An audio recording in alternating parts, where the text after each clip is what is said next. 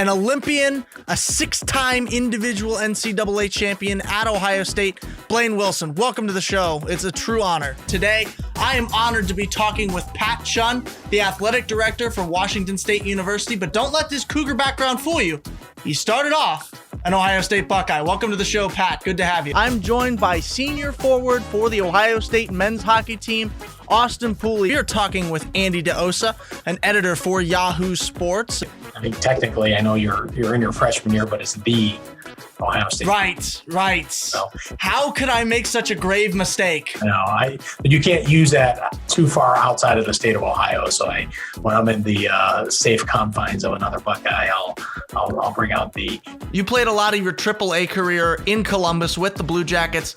Tell me about the friends you made on that team. Yeah, it was definitely a great program. I made a lot of good friends, still some that I keep in touch with. And friendships are key. I think meeting all these people and you realize that hockey is such a small world, it all comes full circle in the end. So it's pretty cool to see. Welcome back to Value City Arena inside the Schottenstein Center in Columbus, Ohio. The Ohio State Buckeyes lead the Miami Redhawks 88-61 here with 6:21 to go in the game. Ohio State is going to inbound. They get it out, center of the key. Inside, the drive by Braxton Miller ends in 2 points off the layup. Patty Scott dribbles across the half-court line to the center and then goes to her right. She's on the wing now. Inside, tried to get it to McLaughlin, couldn't find it. Tried to pass it to Davidson, ended up getting it, although there was some contest from Gabby Hutcherson. Davidson's shot falls short, falls into the hands of Hutcherson, and now Ohio State the other way. They had Monique Esbrand open on the far side, but they didn't see her. Green gives it to Hutcherson. Hutcherson missed the layup. It bounced around the rim before deciding to fall out. She was there, but just got out-rebounded by McLaughlin, and now Miami the other way. Davidson, far side wing, no good on the three-point attempt. Now Green. Green going down the floor, crosses the center line, slices through defenders like a knife through hot butter, and missed the shot inside. Patty gets it, no good there. Gets a rebound. Third shot attempt finds the net. Grew up and I broke my parents' couches. I mean, I was all over the place, and then my dad's like, I need something, for this kid to do. And he put me in a local YMCA gymnastics program, and I excelled at it. I want to start with Sean on this, and then I'll move back to Alexa. But what kind of things do you still take from your time playing Villanova football, and then in Alexa's case, swimming at Boston University, that you still use today in your working life? So there's so many. There's the typical ones that you hear of, like, you learn how to work hard, you learn how to organize. Another thing, and this was, I don't think something I really grasped until much after my career, sports in general, it opened me up to so many different people that were very, very different from me. My perspective and my experience in life is what it is, but I can take from what my friends went through. And I only have those friends because sports brought us together. Hey, before we get going, you didn't tell me that your nickname was Supi. You're gonna have to give me a little background on that. Yeah, so there were two areas where the title of the show came from. Number one, my middle name is Supik. It was named after my great-grandfather who passed away just before I was born. And they called him Soup Bones in the Army. I was a lineman growing up, so I was Big Soup instead of Soup Bones. And then I remember when I was a kid, Mom obviously graduated from Ohio State. And when we used to sing Hang On Sloopy, she would switch Sloopy to Soupy just to make me laugh. And so when thinking about the name for the show, I had to go with that. Hang On Soupy. Yeah. All right. Well, that is a very, very acceptable background for a story. So am I allowed to call you Soupy, or you? You are absolutely allowed to call me Soupy. As you can hear the wind stirring up here at Buckeye Field. South-southeast at 13 miles an hour. Not as bad as yesterday. There's the 2-1.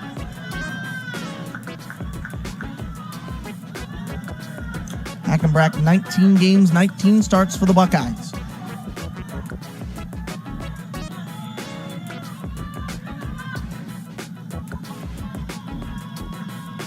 Storako.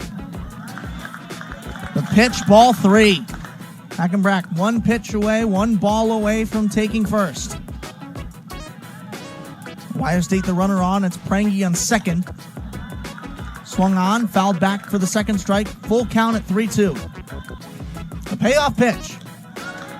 And outside, Hackenbrock's going to take off for first and able to get there. Meanwhile, Prangy moves from second to third.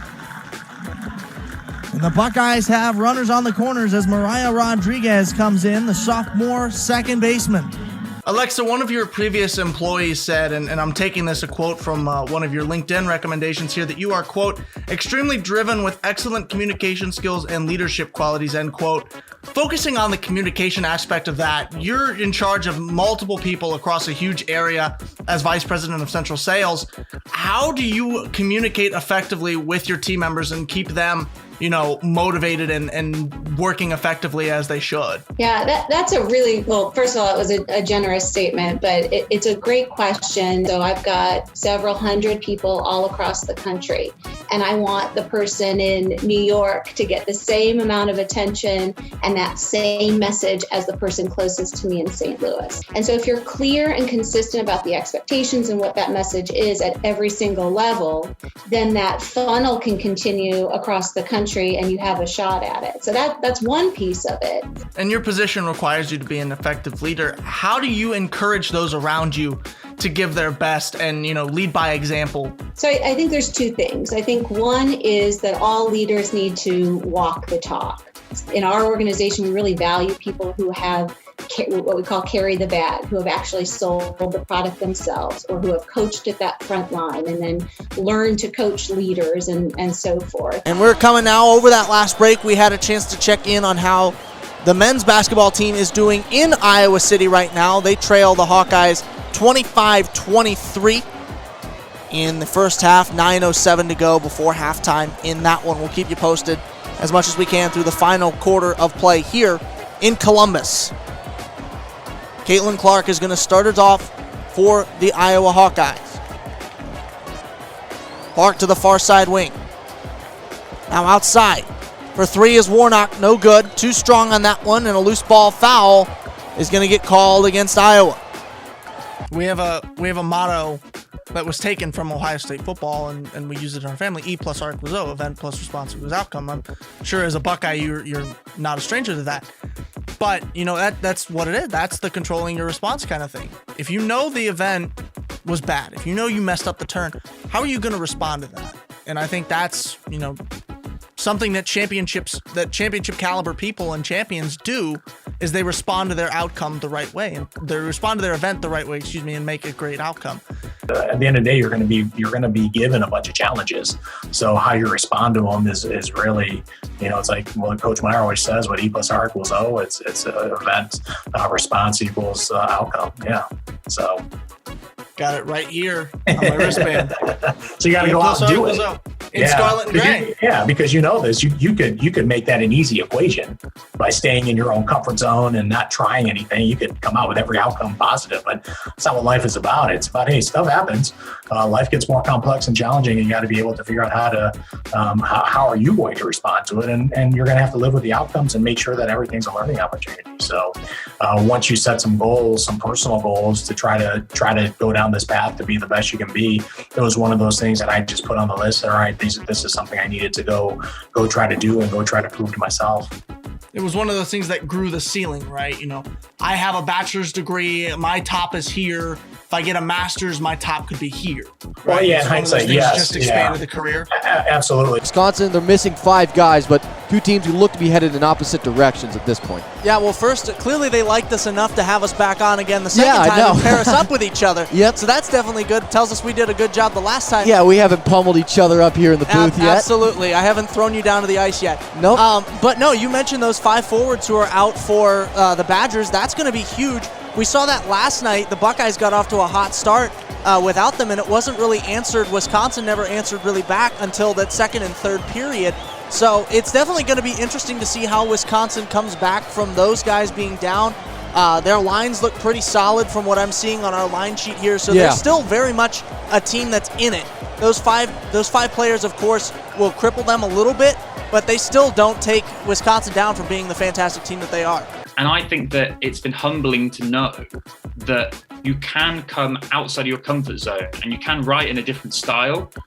it doesn't have to remove the first style. It doesn't have to take away from it. You can have both. You can have neither. You can move on to something else. It's developing and honing my craft in so many different ways every single day. You never realize how important a thesaurus is until you become a writer. And I had a good role model. I mean, the person I learned the most from, John Roethlisberger.